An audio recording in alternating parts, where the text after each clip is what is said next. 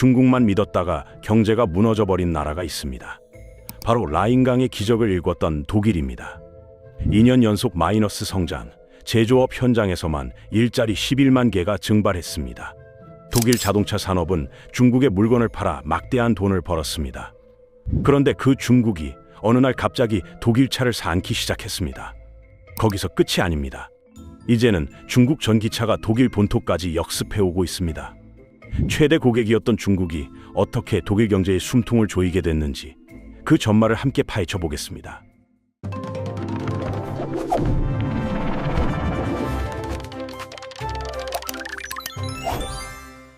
2년 연속 마이너스 성장, 11만 개의 증발한 일자리.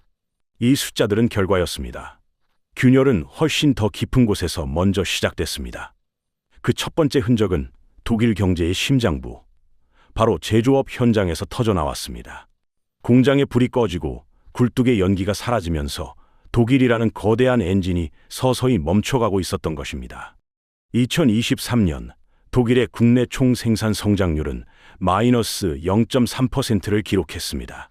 국내 총생산이란 한 나라 안에서 1년 동안 만들어낸 모든 물건과 서비스의 가치를 합친 것인데, 이게 마이너스라는 건 경제가 성장한 게 아니라 오히려 쪼그라들었다는 뜻입니다. 같은 해 미국은 2.5%, 일본은 1.9%, 프랑스는 0.7% 성장했습니다. G7이라고 불리는 세계 경제 강국들이 모두 플러스 성장을 기록하는 동안 독일만 홀로 뒷걸음질을 친 것입니다. 문제는 이게 일시적인 현상이 아니었다는 점입니다. 2024년에도 마이너스 0.2%를 기록하며 또다시 역성장이라는 성적표를 받아들었습니다. 2025년 전망은 어떨까요? 거의 0% 수준입니다. 사실상 3년 내내 성장이 완전히 정지한 것이나 다름없는 상황이죠. 이 수치가 왜 이렇게 충격적인지 조금 더 설명을 드리겠습니다. 독일은 유럽연합 전체 경제의 4분의 2를 책임지는 최대 경제 대국입니다. 프랑스, 이탈리아, 스페인을 합친 것보다 더 큰 제조업 기반을 갖추고 있습니다. 메르세데스 벤츠, BMW, 폭스바겐 같은 자동차 명가들이 모두 이 나라에서 태어났습니다. 바스프와 바이엘 같은 화학 분야의 거대 기업들, 지멘스와 보쉬 같은 산업 기술의 상징들도 마찬가지입니다. 메이드 인 저머니라는 문구는 단순한 원산지 표시가 아니라 품질과 신뢰의 보증서였습니다. 그런 독일이 지금 흔들리고 있습니다. 단순히 경기가 안 좋다는 수준이 아닙니다. 경제 구조 자체가 무너지고 있다는 경고등이 켜진 것입니다. 사실 1990년대 후반에도 독일은 유럽의 병자라는 불명예스러운 별명으로 불렸던 적이 있습니다. 동독과 서독이 통일된 후 경제적 후유증에 시달리던 시절이었죠. 이후 정부의 개혁과 메르켈 총리 16년간의 안정적 성장을 거치며 그 오명을 씻어냈는데 30년이 지난 지금 다시 그 별명이 소환되고 있습니다. 가장 뼈아픈 타격은 제조업에서 왔습니다. 독일 경제에서 제조업이 차지하는 비중은 약 20%입니다. 미국의 11%나 영국의 9%와 비교하면 압도적으로 높은 수치입니다. 이 제조업 중심 구조가 독일을 수출 강국으로 만들었지만 동시에 외부 충격에 취약한 약점이 되기도 했습니다. 실제로 독일 산업연맹의 조사에 따르면 독일 기업의 37%가 생산시설을 해외로 옮기는 방안을 검토 중이라고 답했습니다. 탈독일을 고민하는 기업이 3곳 중 1곳이 넘는다는 뜻입니다. 공장이 떠나면 일자리가 사라지고, 일자리가 사라지면 소비가 위축되고, 소비가 위축되면 내수 경제까지 얼어붙는 악순환의 고리가 시작된 것입니다. 그렇다면 이 악순환은 어디서부터 시작된 걸까요? 통계 속 숫자는 차갑지만 그 숫자 뒤에는 생생한 현실이 있습니다. 독일 제조업 현장에서 사라진 11만 개의 일자리. 이건 단순한 수치가 아닙니다. 11만 명의 노동자가 출근할 공장을 잃었다는 뜻이고 11 가정의 생계가 흔들렸다는 의미입니다. 서울 마포구 전체 인구와 맞먹는 규모의 사람들이 일터에서 밀려난 것입니다. 그 중에서도 가장 큰 타격을 입은 곳은 독일의 자존심인 자동차 산업이었습니다. 사라진 일자리 11만 개 중 거의 절반에 가까운 4간 5천 개가 자동차 관련 업종에서 나왔습니다. 대표적인 사례가 폭스바겐입니다. 폭스바겐은 87년 역사상 처음으로 독일 내 공장 폐쇄를 검토한다고 발표해 독일 사회를 충격에 빠뜨렸습니다. 결국 노사 협상 끝에 대규모 공장 폐쇄는 철회됐지만 대신 2030년까지 3만 5천 명을 감원하기로 합의했습니다. 일부 공장은 단계적으로 문을 닫을 예정이죠. 폭스바겐만의 문제가 아니었습니다. 메르세데스 벤츠도 대규모 비용 절감에 나섰고 BMW 역시 구조조정을 예고했습니다. 독일 자동차 산업 전체가 동시에 흔들리고 있는 것입니다. 왜 하필 자동차 산업이 이렇게 큰 타격을 입었을까요? 그 답을 찾으려면 중국을 봐야 합니다. 자동차 산업의 위기는 곧바로 다른 산업으로 번졌습니다. 자동차 한 대를 만들려면 철강, 플라스틱, 유리, 전자부품 등 수많은 부품이 필요합니다. 자동차 공장이 멈추면 이런 부품을 공급하던 협력업체들도 함께 타격을 입습니다. 독일에는 자동차 관련 협력업체만 수천 개가 있습니다. 이 업체들이 연쇄적으로 흔들리면서 일자리 감소가 눈덩이처럼 불어난 것입니다. 화학업계도 상황이 좋지 않았습니다. 세계 최대의 화학기업 바스프는 독일 루트비 히스하펜에 거대한 화학단지를 운영하고 있습니다. 축구장 570개를 합친 크기의 땅에 200개가 넘는 생산시설이 파이프라인으로 연결된 거대한 산업단지입니다. 바스프는 2,600명의 직원을 줄이고 일부 시설을 영구 폐쇄하기로 결정했습니다. 왜 이런 결정을 내렸는지는 뒤에서 자세히 설명드리겠습니다. 제조업의 위기는 곧바로 일반 사람들의 소비 생활까지 얼어붙게 만들었습니다. 독일을 여행해 본 분들이라면 갤러리아 카우프호프 백화점을 기억하실 것입니다. 1879년에 문을 연 145년 전통의 백화점으로 독일 전역에 90개가 넘는 매장을 운영하던 유통 명가였습니다. 그런데 이 갤러리아가 2020년, 2022년에 이어 2024년 1월에 세 번째 파산 신청을 했습니다. 4년 새 3번이나 법원의 문을 두드린 것입니다. 백화점이 쓰러지는 동안 호황을 누린 곳이 있었습니다. 1유로짜리 저가 상품을 파는 할인점들입니다. 독일 소비자들의 실질 임금이 수년째 제자리거나 오히려 줄어들면서 지갑이 얇아진 결과입니다. 실질 임금이란 물가 상승분을 빼고 실제로 살 수 있는 물건의 양으로 따진 임금을 말합니다. 월급이 올라도 물가가 더 많이 오르면 실질 임금은 줄어드는 것이죠. 제조업 위기가 고용 불안으로, 고용 불안이 소비 위축으로, 소비 위축이 다시 기업 실적 악화로 이어지는 악순환이 본격화된 것입니다. 그렇다면 대체 중국에서 무슨 일이 벌어진 걸까요? 독일 경제가 무너진 원인의 중심에는 중국이 있습니다.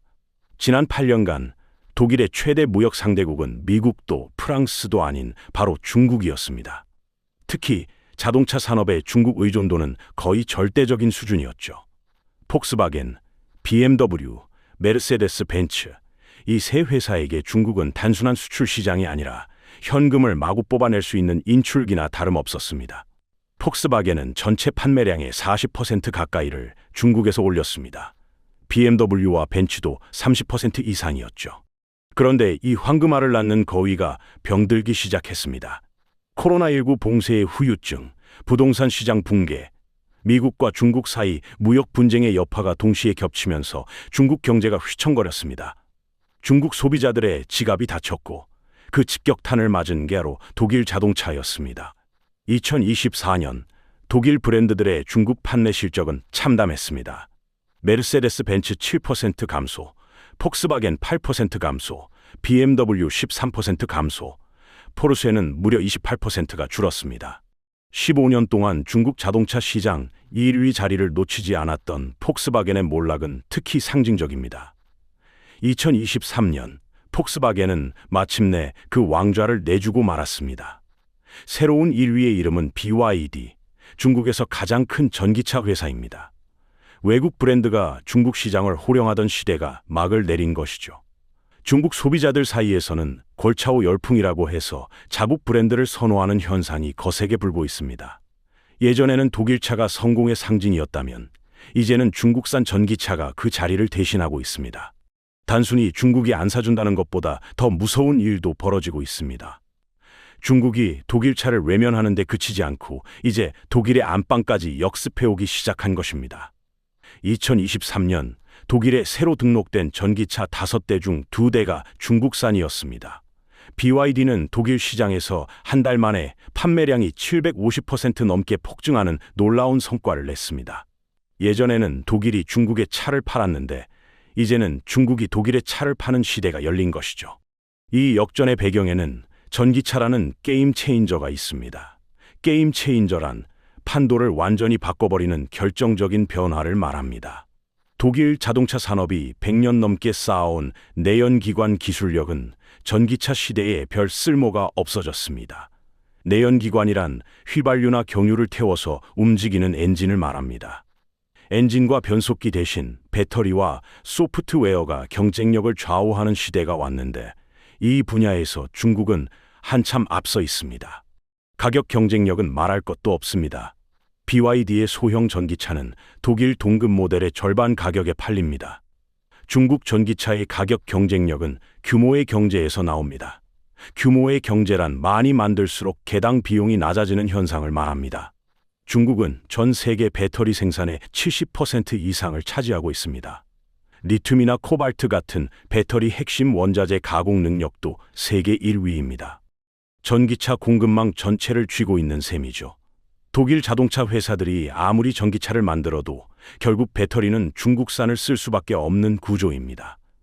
경쟁자에게 핵심 부품을 의존하는 상황이 벌어지고 있는 것입니다. 독일 자동차 산업의 위기를 단순히 중국 경기 침체 탓으로만 돌리기엔 뭔가 부족합니다. 더 근본적인 문제가 있습니다. 독일이 자동차를 여전히 기계로 바라보는 동안 중국은 자동차를 바퀴 달린 스마트폰으로 완전히 새롭게 정의해버렸다는 점입니다. 이 관점의 차이가 승패를 갈랐습니다. 내연기관 시대의 자동차의 핵심 경쟁력은 엔진과 변속기, 그리고 주행 성능이었습니다. 독일은 이 분야에서 100년 넘게 세계 정상의 자리를 지켜왔습니다. BMW의 직렬 6기통 엔진, 메르세데스의 부드러운 승차감, 포르쉐의 스포츠카 DNA는 전 세계 자동차 마니아들의 꿈이었죠. 그런데 전기차 시대가 열리면서 이 모든 유산이 하루아침에 쓸모없어 버렸습니다. 전기차에는 엔진이 없습니다. 복잡한 변속기도 필요 없습니다. 전기 모터와 배터리가 전부입니다. 내연기관차 부품이 3만 개라면 전기차는 1만 면 충분합니다. 독일이 수십 년간 공들여 쌓은 기계 기술의 진입 장벽이 한순간에 무너진 것이죠. 대신 새로운 경쟁의 축이 생겼습니다. 배터리 효율, 충전 속도, 그리고 무엇보다 소프트웨어 기술입니다. 여기서 중국이 치고 나왔습니다. 중국 전기차들은 차 안에서 영화를 보고 노래방 기능을 즐기고 음성으로 거의 모든 조작이 가능한 수준의 시스템을 갖추고 있습니다. 이런 걸 인포테인먼트 시스템이라고 부르는데 정보를 뜻하는 인포메이션과 오락을 뜻하는 엔터테인먼트를 합친 말입니다. 스마트폰과 연동은 기본이고 일부 모델은 차 안에서 드론을 날리거나 캠핑 모드로 전환해 차박을 즐길 수 있는 기능까지 제공합니다. 반면 독일 전기차들은 이런 소프트웨어 경험에서 한참 뒤처져 있습니다. 폭스바겐 ID 시리즈는 소프트웨어 오류로 악명이 높고 업데이트도 느립니다. 2024년 기준 중국 전기차 시장에서 독일 브랜드의 점유율은 5%까지 떨어졌습니다.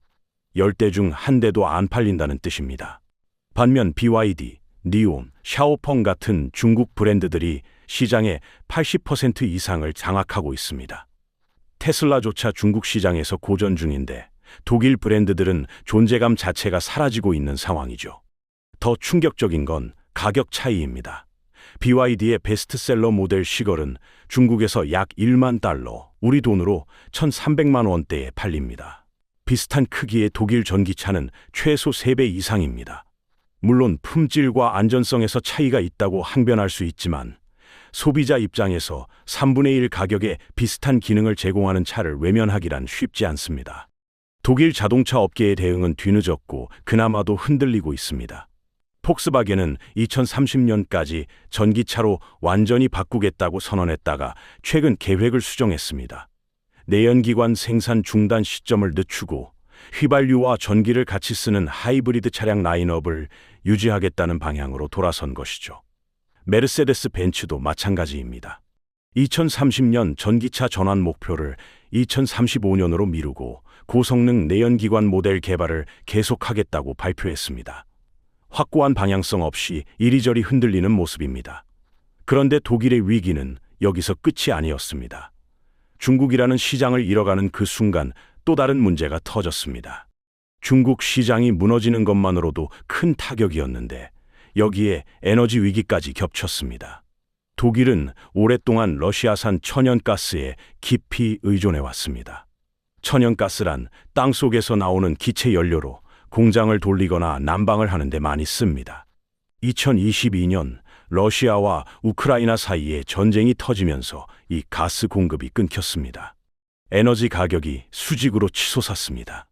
2022년 여름 유럽 천연가스 가격은 전년 대비 10배 가까이 폭등했습니다.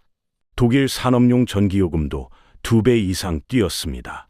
공장을 돌리면 돌릴수록 적자가 나는 말도 안 되는 상황이 벌어진 것이죠. 앞서 말씀드린 화학기업 바스프의 사례를 다시 보겠습니다. 바스프가 단 1년 동안 추가로 내야 했던 에너지 비용이 32억 유로, 우리 돈으로 약 4조 7천억 원에 달했습니다.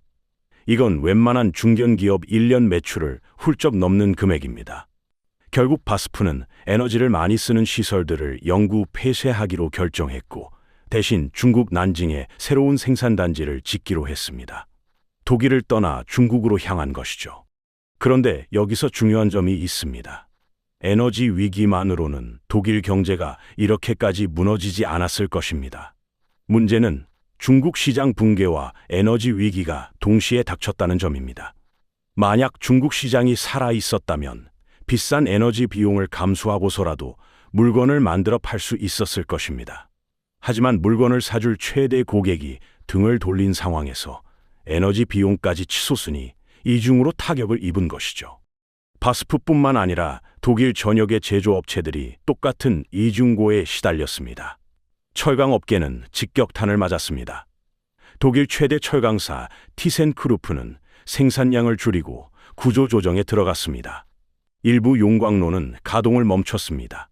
화학업계의 에보닉, 랑세스 같은 기업들도 잇따라 직원을 줄이고 생산을 축소한다고 발표했습니다. 유리, 도자기, 종이 업종도 에너지 비용 폭등에 시달렸습니다. 문제는 이 상황이 쉽게 나아지지 않는다는 점입니다. 러시아 가스가 다시 돌아올 가능성은 매우 낮습니다. 그렇다고 중국 시장이 예전처럼 독일 제품을 사줄 것 같지도 않습니다. 중국은 이제 자국 브랜드를 선호하고 심지어 독일 시장까지 역습해오고 있기 때문이죠. 독일 기업들은 비싼 에너지 비용을 감수하면서 경쟁력 없는 제품을 만들든지 아니면 공장을 다른 나라로 옮기든지 선택해야 하는 상황에 몰렸습니다. 많은 기업들이 후자를 택하고 있습니다. 폭스바겐은 중국과 미국, 멕시코 등 해외 생산 비중을 늘리고 있습니다. 메르세데스 벤츠도 미국 공장 투자를 확대하고 있습니다. 독일 기업들이 독일을 떠나는 산업 공동화 우려가 현실로 나타나고 있는 것입니다. 산업 공동화란 기업들이 해외로 빠져나가면서 국내 산업 기반이 텅 비어버리는 현상을 말합니다. 결국 중국이라는 시장을 잃은 것이 치명타였고 에너지 위기는 그 상처를 더욱 깊게 만들었습니다. 보통 나라가 이 지경에 빠지면 정부가 나섭니다. 돈을 풀어 기업을 살리고 미래 산업에 투자하는 것이 일반적인 대응이죠. 특히 중국 전기차에 밀리고 있는 상황에서 독일 정부가 해야 할 일은 명확했습니다. 자국 기업들이 전기차와 배터리 기술에서 경쟁력을 갖출 수 있도록 대규모 투자를 해야 했습니다. 그런데 독일은 가장 급한 순간에 스스로 손발을 꽁꽁 묶어버렸습니다. 부채 브레이크라는 법 때문입니다. 부채 브레이크는 2009년 독일 기본법, 그러니까 헌법에 새겨진 재정 규칙입니다. 정부가 1년에 새로 질 수 있는 빚을 국내 총 생산의 0.35%로 딱 제한하는 조항입니다. 쉽게 말해 나라 살림의 비탄도를 헌법에 박아놓은 것이죠. 2008년 전 세계적인 금융위기 이후 재정 건전성에 대한 경각심이 높아지면서 만들어졌습니다. 독일인들은 전통적으로 검소함을 중요하게 여기고 물가가 빠르게 오르는 현상인 인플레이션을 무척 두려워하는데 그런 국민 정서가 반영된 법이기도 합니다. 평상시라면 이 조항이 방패 역할을 할 수 있습니다. 정부가 빚잔치를 벌이는 걸 막고 미래 세대에 부담을 떠넘기는 걸 방지하기 때문이죠. 하지만 지금처럼 산업이 무너지고 에너지 위기까지 닥친 비상 상황에서는 이야기가 달라집니다. 정부가 적극적으로 돈을 써서 위기를 돌파해야 하는데 헌법이 발목을 잡아버린 것입니다. 비슷한 상황에서 다른 나라들은 어떻게 했는지 살펴볼 필요가 있습니다. 일본은 잃어버린 30년이라 불리는 긴 경기 침체 동안 엄청난 재정 적자를 감수하면서 경기를 살리는 정책을 폈습니다. 그 결과 국가 빚이 국내 총산 대비 260%를 넘어섰습니다. 건전한 재정은 아니지만 적어도 경제가 완전히 무너지는 건 막았습니다. 독일의 국가 빚 비율은 약 65%로 일본의 4분의 1 수준입니다. 돈을 쓸 여력은 있는데 법이 막고 있는 역설적인 상황이죠. 슐츠 총리 정부도 이 문제를 알고 있었습니다. 그래서 우회로를 찾았습니다. 2021년 코로나 대응 명목으로 확보해둔 600억 유로, 우리 돈으로 약 88조 원의 예산이 있었는데 이 돈을 기후전환 기금이라는 별도 주머니로 옮겨 담아 부채 브레이크를 피해가려 한 것입니다. 이 돈으로 반도체 공장도 짓고 배터리 산업도 키우고 중국 전기차에 맞설 경쟁력을 갖출 계획이었습니다. 그런데 2023년 11월 독일 헌법재판소가 이 우회로에 제동을 걸었습니다. 판결은 단호했습니다. 코로나 대응 명목으로 빌린 돈을 기후변화에 쓰는 건 헌법 위반이라는 것이었습니다. 88조 원이 하루아침에 사라져버렸습니다. 이미 약속된 지원금이 취소됐고 진행 중이던 투자 계획이 전부 멈췄습니다. 이 판결로 인해 독일은 미래 산업에 투자할 돈을 잃어버렸습니다. 다른 나라들이 반도체와 배터리, 전기차에 천문학적인 지원금을 쏟아붓는 동안 독일은 빈손으로 구경만 해야 하는 처지가 됐습니다. 미국은 인플레이션 감축법이라는 이름으로 친환경 산업에 3,690억 달러를 투입하고 있습니다. 중국은 전기차와 배터리에 수십 년간 지원금을 퍼부어 지금의 지배적 위치를 차지했습니다. 독일만 손이 묶여 있는 것입니다. 독일 이야기를 여기까지 들으셨다면 뭔가 묘한 느낌이 드실 것입니다. 어디서 많이 본 것 같다는 생각이 드실 겁니다. 실제로 독일과 한국의 경제 구조는 쌍둥이처럼 닮아 있습니다. 그리고 그 닮음 때문에 독일의 오늘이 한국의 내일이 될 수 있다는 경고가 나오고 있습니다. 첫째, 제조업 의존도입니다. 독일 국내 총 생산에서 제조업이 차지하는 비중은 약 20%입니다. 선진국 중에서는 매우 높은 편이죠. 그런데 한국은 어떨까요? 24% 넘습니다. G20국가, 그러니까 세계 주요 20개국 중에서 가장 높은 수준입니다. 제조업 비중이 높다는 건 그만 크게 공급망 충격이나 기술 전환에 취약하다는 뜻입니다. 독일 제조업이 받은 타격을 한국은 더 크게, 더 아프게 맞을 수 있습니다. 둘째, 중국 의존도입니다. 독일이 중국 시장에 너무 기대다가 발등을 찍힌 걸 봤습니다. 한국도 크게 다르지 않습니다. 2023년 기준 한국의 대중국 수출 비중은 약 20%로 여전히 가장 많이 물건을 파는 나라가 중국입니다. 물론 최근 몇 년간 비중이 줄어들고 있고 미국과 동남아 수출이 늘어나고 있지만 중국에서 완전히 벗어나려면 아직 갈 길이 멉니다. 셋째, 중국 전기차의 위협입니다. 독일 자동차 산업이 중국 전기차에 밀린 것처럼 한국 자동차 산업도 같은 위협에 노출되어 있습니다. BYD를 비롯한 중국 전기차 업체들은 동남아 시장을 휩쓸고 있고 유럽 시장에도 본격 진출하고 있습니다. 한국 시장 진출도 시간 문제라는 전망이 나옵니다. 가격 경쟁력에서 현대자동차나 기아가 중국 차를 이기기는 쉽지 않습니다. 넷째, 인구 고령화입니다. 독일의 고령화가 심각하다고 했는데 한국은 그보다 훨씬 더 빠른 속도로 늙어가고 있습니다. 고령 사회에서 초고령 사회로 넘어가는 데 걸리는 시간을 비교해 보겠습니다. 고령 사회란 65세 이상 인구가 전체의 14%를 넘는 사회를 말하고, 초고령 사회란 그 비율이 20%를 넘는 사회를 뜻합니다. 프랑스는 이 변화에 115년이 걸렸고, 독일은 40년, 빠르기로 유명한 일본도 24년이 걸렸습니다. 그런데 한국은 단 17년 만에 이 과정을 통과할 것으로 예상됩니다. 인류 역사상 유례 없는 속도입니다.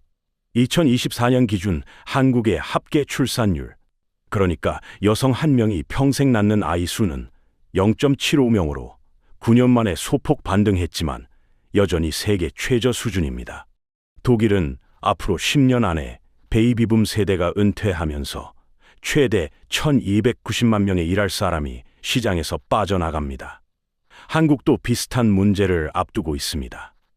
일할 수 있는 나이의 인구가 줄어들면 세금도 줄고 연금과 병원비 지출은 늘어나고 경제가 성장할 수 있는 잠재력은 떨어질 수밖에 없습니다.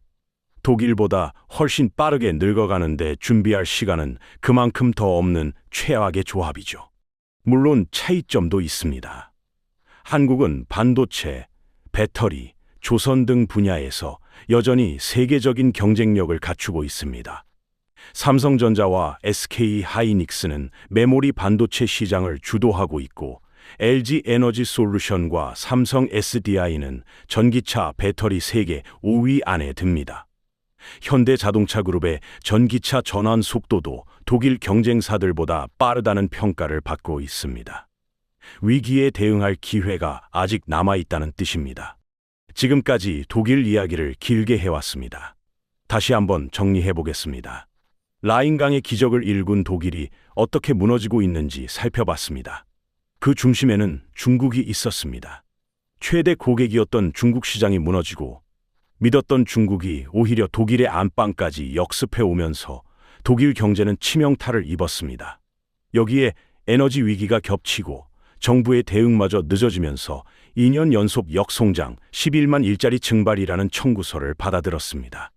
독일의 몰락은 한 가지 분명한 교훈을 남깁니다. 특정 시장이나 국가에 지나치게 의존하면 그 대상이 흔들릴 때 함께 무너질 수밖에 없다는 것입니다. 독일은 중국이라는 거대 시장을 너무 믿었습니다. 중국 소비자들이 영원히 독일 차를 사줄 거라 생각했습니다. 그 사이 중국은 스스로 전기차 강국이 됐고, 이제는 독일 차가 설 자리를 빼앗아 가고 있습니다. 한강의 기적을 이룬 한국 역시 이 질문 앞에 서 있습니다. 우리는 독일과 다를 수 있을까요? 제조업 의존, 중국 리스크, 세계 최저 출산율이라는 세 가지 위험 요소 앞에서 한국은 지금 어떤 선택을 해야 할까요? 물론 한국에는 반도체와 배터리라는 강점이 있습니다. 하지만 그것만으로 충분할까요?